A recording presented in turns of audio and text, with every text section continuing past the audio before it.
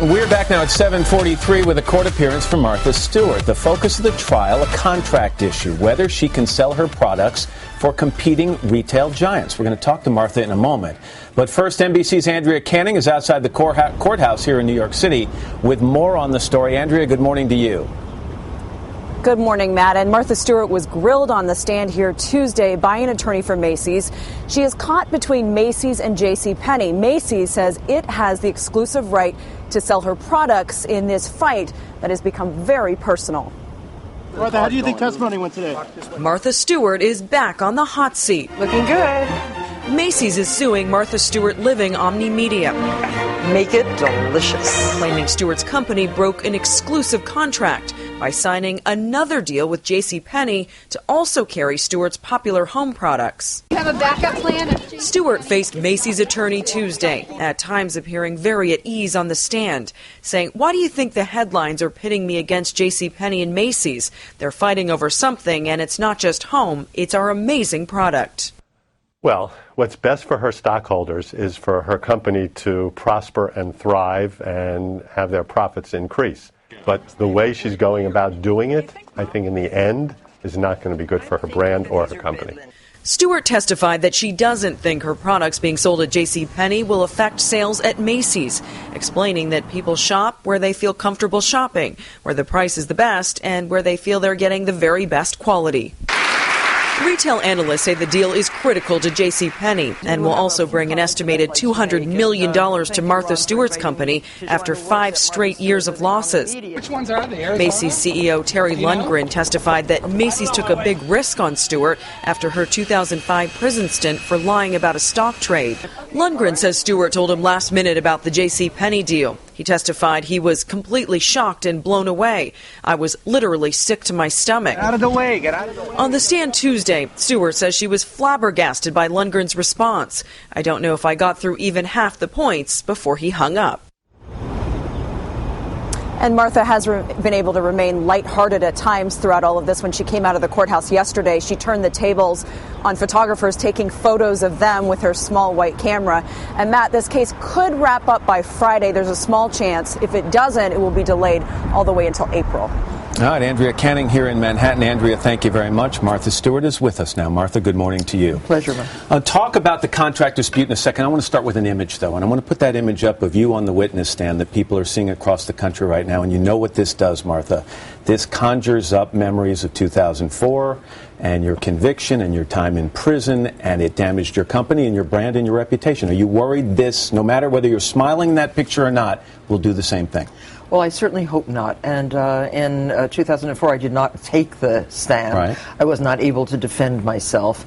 But yesterday, I was there to defend our company, our contract with Macy's, and to defend what I've been trying to do with Penney. It's bad timing. I mean, you had a tough year. It's well reported. The company had a tough year, a loss of a reported $56 million, a layoff of about 12% of the staff. How does the timing of this case impact your company? Well, it's terribly important that we don't lose a case like this. This is a very important case. In fact, we really want to make product. Our merchandising business is good.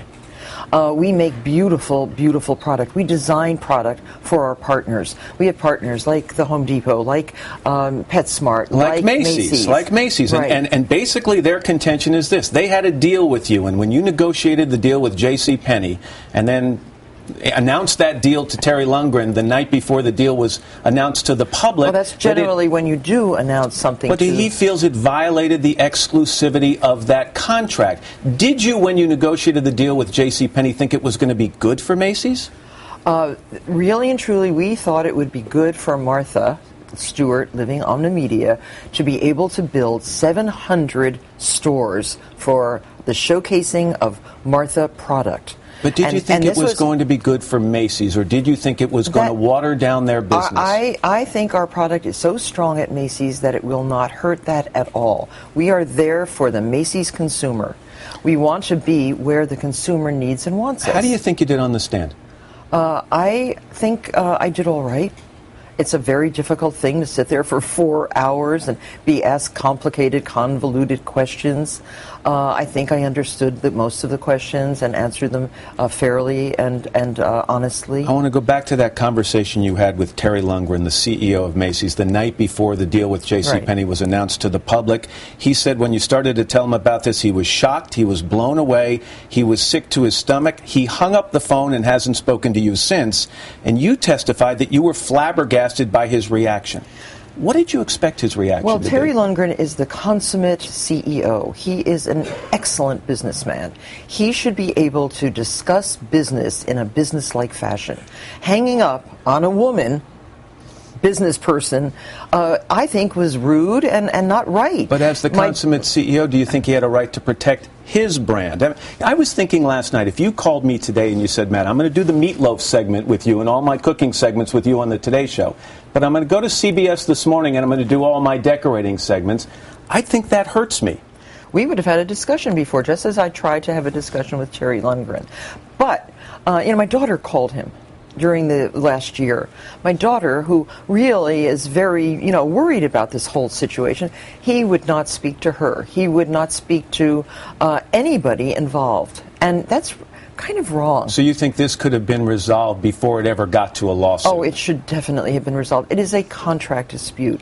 In our contract, we are allowed to have a store within a store, or a store of a Martha store. That's what we were planning to do. Real quickly, to end on what the future could hold, J.C. Penney has had a real tough time, losses of about $1 billion. Do you believe your products in their stores can help turn around that company? Well, as I said yesterday, Ron Johnson is a visionary. Ron Johnson worked very hard on all those fantastic Apple stores. He also had a lot to do with the great success of Target before that. Ron is a visionary. He is trying to reimagine the retail landscape. And that's a big job. And he has not been given any time at all to do so. It takes a little while to rebuild something like a JCPenney, a monolith like that. We are going to follow this story, Martha. First of all, thank you for coming in this morning. I know it wasn't easy for you to sit down and then I'm going to come and make meatloaf. I know. Talk about from the unusual to the ridiculous, actually. Martha Stewart, thanks very much.